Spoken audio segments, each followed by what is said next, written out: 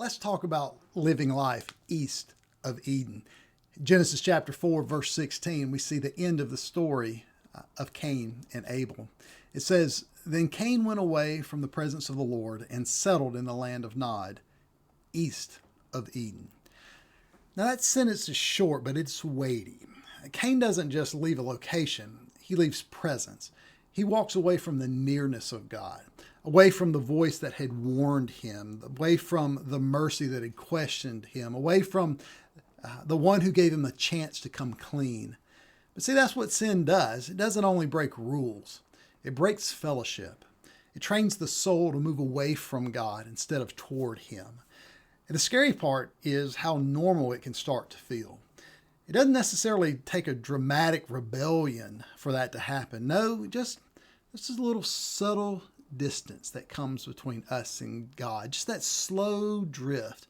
Just living like God's out there somewhere while you settle into a life where you don't really have to deal with him too closely.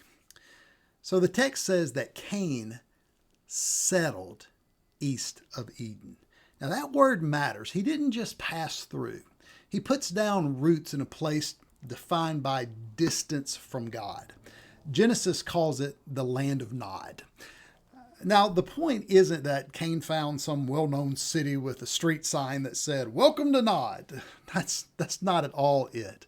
No, who knows if it was even a city or region at all, because the word's tied to the idea of wandering or restlessness, kind of a homelessness of the soul. The idea is more that he's experiencing a life that's always searching but never settled. See, what we're given here is a spiritual picture, one of sin driving us away from God's presence into a life of restlessness, of separation. And that's where Cain builds a life.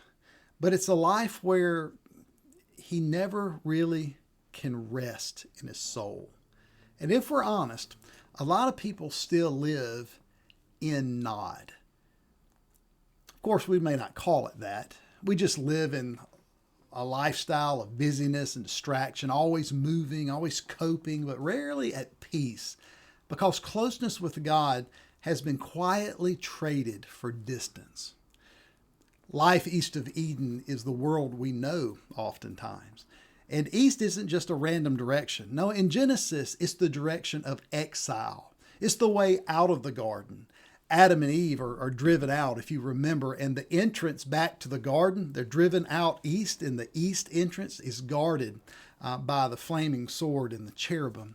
And so when Genesis says Cain goes east of Eden, he's telling you that he's moving further into that same storyline, away from the place of God's nearness, away from what was lost, away from home.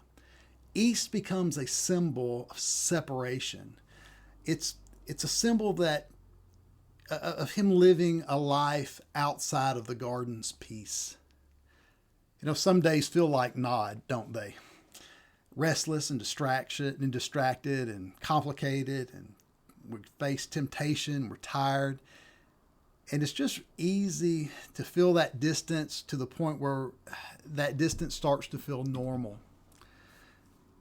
But I think Genesis shows us something important about God, that God's constantly working to reduce the distance. He warns Cain before sin takes him. He confronts Cain after sin breaks everything in Cain's world. God's working to call him back, to stop the drift from becoming a burial.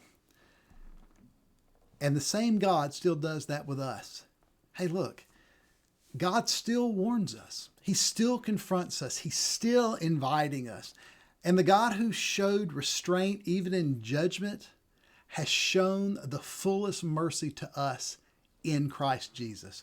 Because the gospel ultimately is this: life east of Eden is real. It's our lives. But God didn't stay behind the gates of Eden. He came out. He came looking. He comes near. In Christ, God steps into the wilderness with sinners to bring us home. And so Our job and your job is not to pretend that life is easy. No, your job is not to fake some smile and act like the thorns east of Eden don't hurt. They do. Your job is both simpler and harder at the same time. Our job is this: stay close. When you're tempted, stay close to God. When you're ashamed, stay close to God. When you're tired of yourself and everybody else, stay close to God. When life feels like nod, stay close. Because the most dangerous move is the Cain move, the one that says, I'll just go away from the presence of the Lord. And the most life-giving move is the opposite. It's the move that says, God, I'm coming back to you. So here's something I want you to do. Ask yourself, what's one area of your life where you felt far from God? Maybe it's in prayer or in purity, maybe in forgiveness, or you felt dry in joy. Write it down and pray just one honest sentence. Jesus, I want to return to your presence. And then take one small step toward him today. Just open the scriptures, maybe just for 10 minutes, or maybe just take a quiet walk and then just have a conversation with God, or confess that specific thing that you've been avoiding and struggling with. Look, this step doesn't have to be some big step, but it has to be a step toward him. And that's the pastor's devotion. I hope you enjoyed this week as we studied Genesis 4, 1 through 6. Hey, make sure that you come to Sunday school and to worship this week, where we'll do a deep dive into this very text. And I look forward to seeing you this Sunday.